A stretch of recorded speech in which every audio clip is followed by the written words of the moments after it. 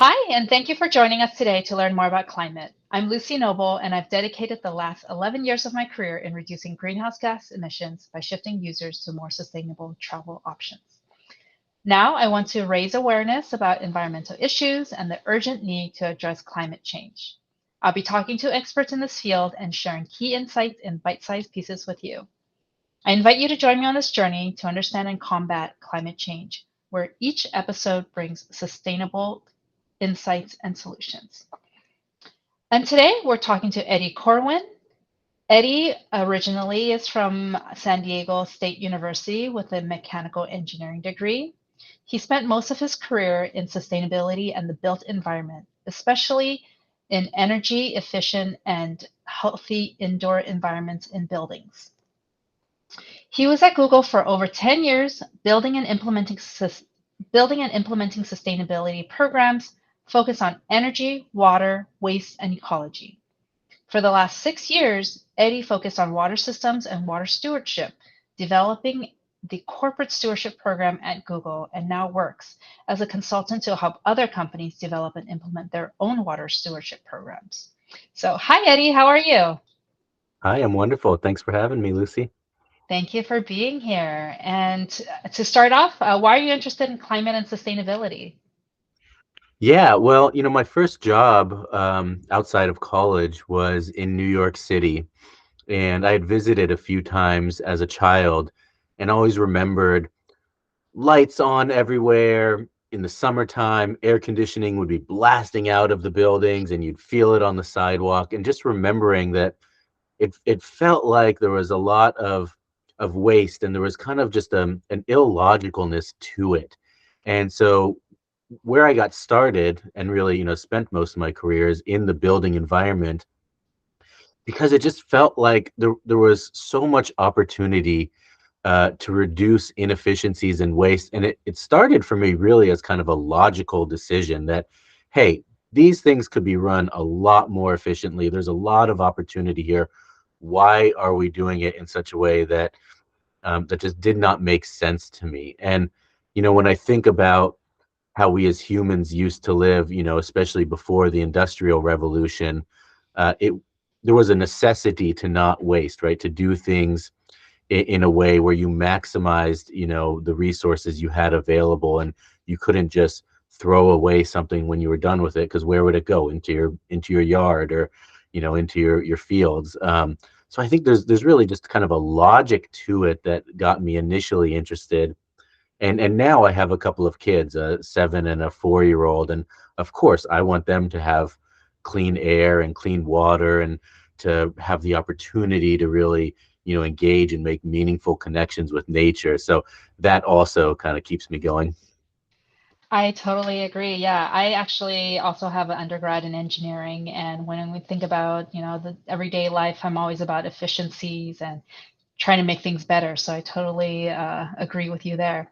And so, more specifically, why is water important when thinking about climate and sustainability?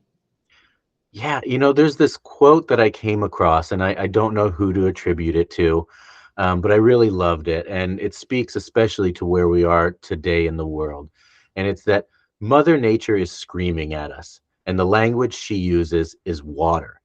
And when you think about a lot of the extreme weather events that we've been experiencing now, that we know are attributed to climate change, that often we feel it through water, whether that is, torrential rain and flooding, or even drought and a lack of water, or if you live on the coast, these extreme storm surges that are coming up and taking out all of our coastal infrastructure. And so, there's a component that everybody interacts with water and feels it. And it's one of the ways that we are really experiencing climate change in these extremes. But also, everybody needs access to fresh water to survive, right? We need it to hydrate ourselves and to live. We need it to grow food. We need it to manufacture products. So water is such an integral and key part of life on Earth and life as we know it. So we need to make sure that we respect it and understand it and treat it well. That is such a great quote and great explanation of why water is important, because I actually never thought about it that way. And actually, when all of the extreme weather situations were happening around, especially recent in the last couple of years, that's when I started noticing the urgency of what we need to do. Then we need to take action, and water was definitely, the weather and all that is definitely part of it. So very good point. And so how has water, or the quality of water, changed in recent years due to climate change? So I'm in North America. I'm in the Bay Area in California, and water has changed globally. But thinking about North America for a moment, as an example, before Europeans came to North America, or when they first arrived, North America was really renowned for having incredible water sources. There was lots of water available, and it was incredibly clean, especially compared to the European cities that many of these folks were coming from. And a big part of that was that we had these very complex river systems. And over my years, as I've been engaged in water, one of the things that I've learned about is the amazing power of the beaver, the humble little beaver that actually shows up in so much of our language and as mascots, but that we don't really appreciate or see very much today. And at that time, beavers were everywhere across North America. I mean, they were in pretty much all of the waterways, maybe not in the deepest parts of the desert, but they were even in deserts, along water courses. And beavers do what they do. They dam up rivers. They create lots and lots of small dams. And what that does is it spreads the water out across the floodplain. It helps to sink water down into the ground and recharge aquifers. It keeps the water cool for fish. It helps to prevent wildfire and the spread, and creates this incredible rich habitat for all sorts of wildlife. In fact, beaver are known as a keystone species because of all of that incredible habitat that they create. And so we had these incredibly complex rivers that had the room to meander and flow and flood and overflow when they needed to. And all of that combined to create really great water resources, high quality water, and abundance of it both on the surface and in the ground. And when Europeans did come here, one of the things that they could always fall back on in terms of procuring funds and resources was fur trapping. And so beavers were known for having high quality fur. Beaver hats were all of the rage in Europe at the time, because this was before umbrellas. And so when it rained, your hat was what kept you dry. And beaver fur would hold up in the water. It wouldn't sag and start to droop on your face. So everyone wanted beaver hats. Beaver fur was desirable, and so beavers were hunted almost to extinction. They've rebounded since then, but not to the point that they used to be on the landscape. And so what we've seen is that our river courses have changed from these very complex systems to very simple systems where you basically have one stream running through a channel going relatively straight, and the water's moving pretty fast. So you're not getting that meandering, you're not getting the overflow into the floodplain, you're not getting all of these different channels crisscrossing. And when you have that, it really impacts water quality because you get a lot more sediment flowing through the river. I mean, I think we've all seen and been to a creek or a river where you're standing 5 feet above the water. That's not what it used to be. It used to be the water level was right up there with the land. Now the water has eroded and eroded and eroded to the point where you can even have a 30-foot drop between where a human would be standing at the edge of the river and down where the water is. And so, that's impacted the ability for us to recharge our groundwater. It's impacted the water quality and all the sediment that runs through there. And this, I'm talking about North America, but this type of change to the complexity of our water systems has been happening pretty much everywhere around the globe. And so we've seen across the board a decrease in water quality and water availability as all of these river systems have been transformed from complex to more and more simple, narrow systems. That's really cool to hear about the beavers and their superpowers in both, creating these mini dams and complex river systems. But just so that I'm clear, how so we need to bring the beavers back, which it sounds like they already have come back a little bit from extinction, so that's great. But how can we then, bring back these complex water systems? Is the beavers are they really the superheroes that are gonna do that, or do we need more? Yeah, I mean, beavers, if you let them do their work, they will do great work, but we Hmm. need to let them. And in order to let them, we need to give them the space to do so. One of the biggest challenges that we're going to face with restoring our waterways is that we as humans have built our infrastructure, our homes, right up against the rivers, right? There is no room for the rivers to kind of breathe, right? Rivers like to meander. And if you ever look at historic water courses, you'll see that rivers move. They're not in one spot. They move left, they move right. And this is over long periods of time, as they erode the banks and move back and forth. And what we've done is come in and develop right up on the edge of it. So then if a river does want to move, it causes a lot of conflict for us as humans, right? We have a factory or a housing development um, right up along the river. And obviously, that would cause a lot of damage and be a lot of money to fix it if the river were to take that space back. So, we need to eventually start to give some of that room back. In the meantime, there's a lot of smaller tributaries, creeks and streams that may not have that development right up alongside them. And those are areas that we can start to focus on first.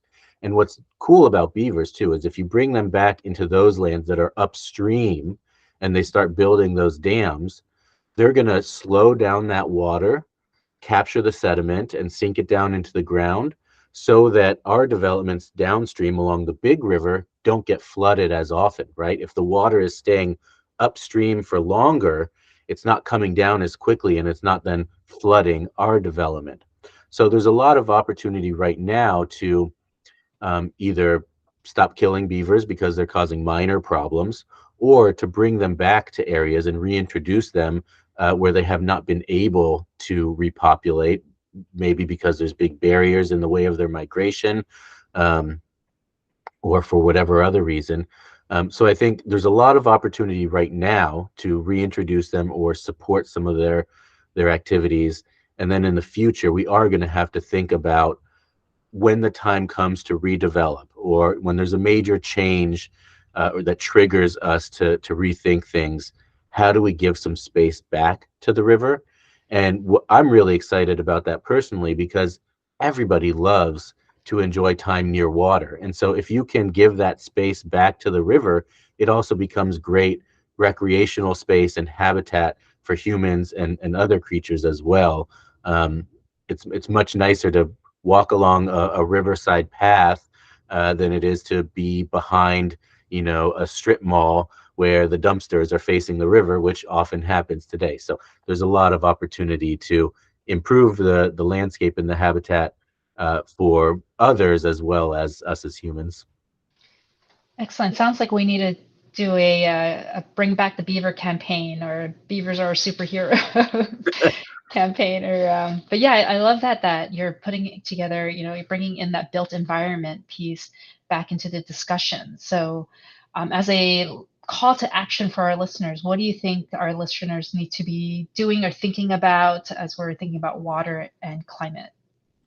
Yeah. So, in the world of sustainability, because I've had several different focuses, one of the things that I've realized, and I didn't come up with this myself, I've heard others say it, is that there's a real big lie that's been told out there over and over again, and that lie is that it's up to us as the individual and the consumer to make the changes necessary to do better or to help address pollution and waste and climate change, right? That we are responsible for recycling our plastics and our cans and bottles, or that we need to, as individuals, need to take shorter showers and, stuff like that. And sure, those all add up to make changes, but it should not and is not ultimately up to us as the individual. The biggest changes and opportunities are at the business and the industry and the agency level,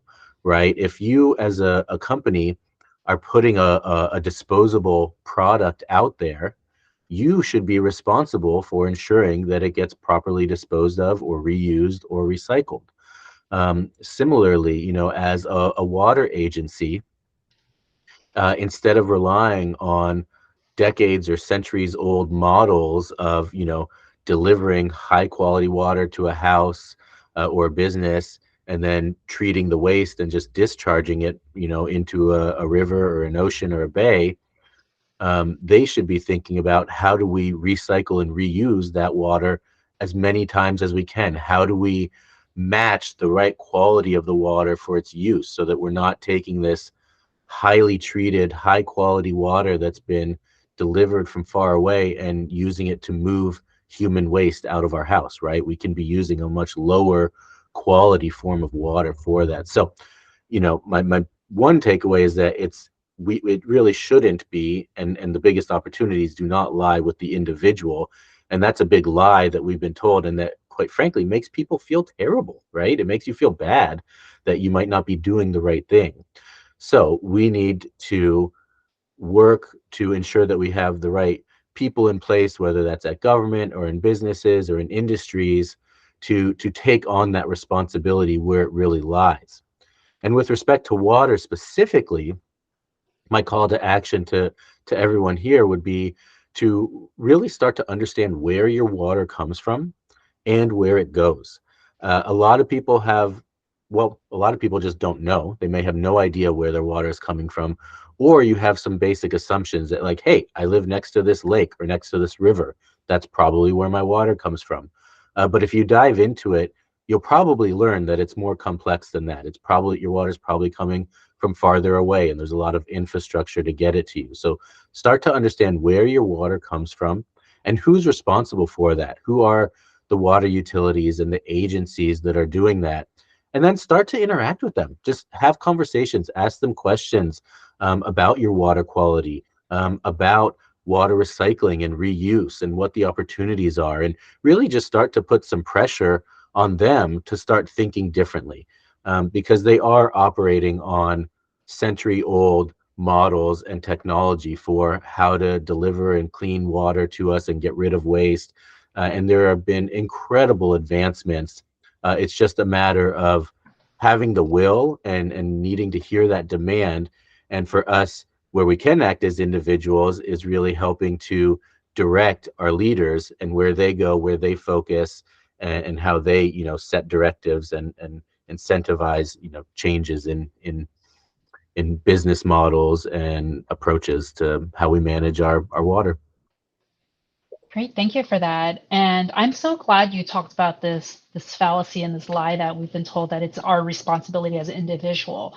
And I think there is some truth to that, because we, like you said, like we have to take action, we have to talk to the people who are in charge.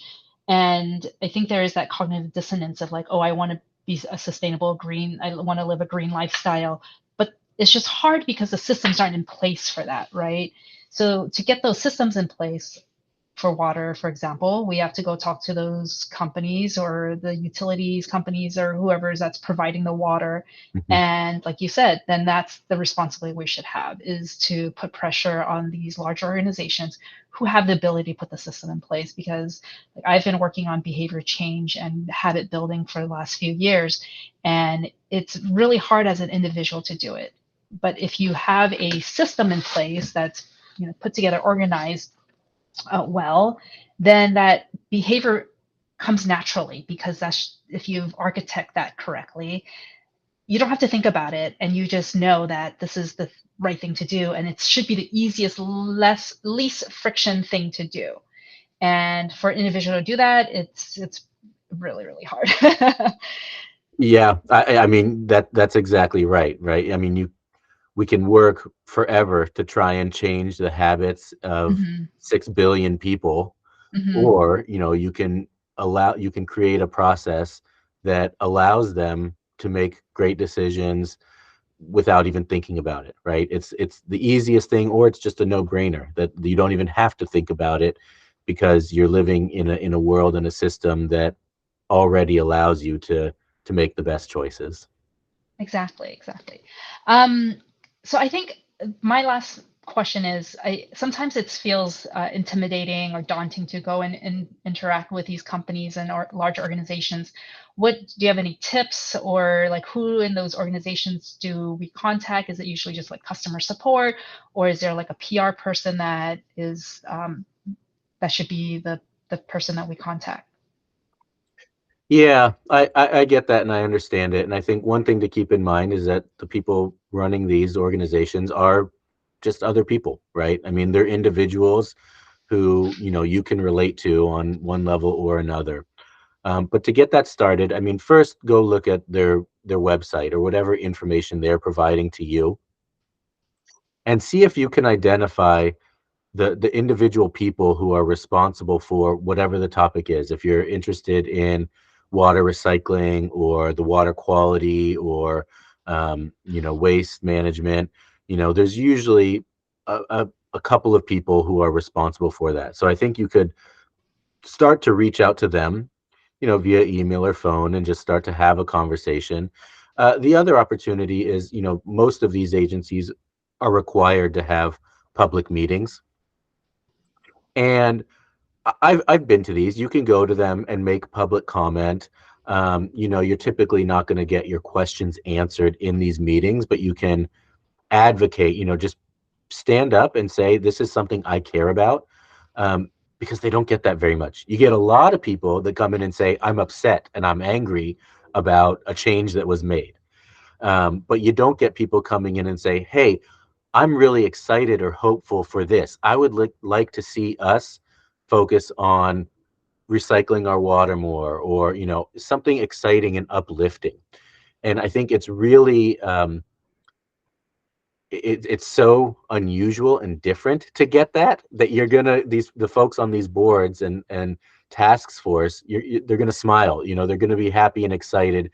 And it's probably the follow-up conversations from that is where the real magic happens, right? That after the meeting is done, you can go and introduce yourself and just start to have a conversation. And that's where, you're not meeting in as formal of a setting, and you can start to build a relationship and a rapport and just get to know them on a human level, and start to understand where they would like to see things go, what they get excited about, and see where it goes from there. Great. Thank you. Thank you for this discussion, Eddie. I hope that this discussion encourages some of our listeners to take some action. And but yeah, thank you for being here. Thank you for sharing all the things about water and beavers. I really appreciate it. It's my pleasure. Thank you for having me.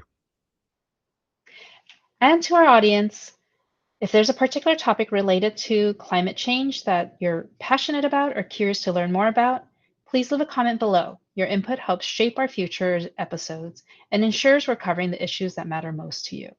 Don't forget to subscribe and join us next week for more insightful discussions. Together, let's explore solutions and take action for a healthier planet.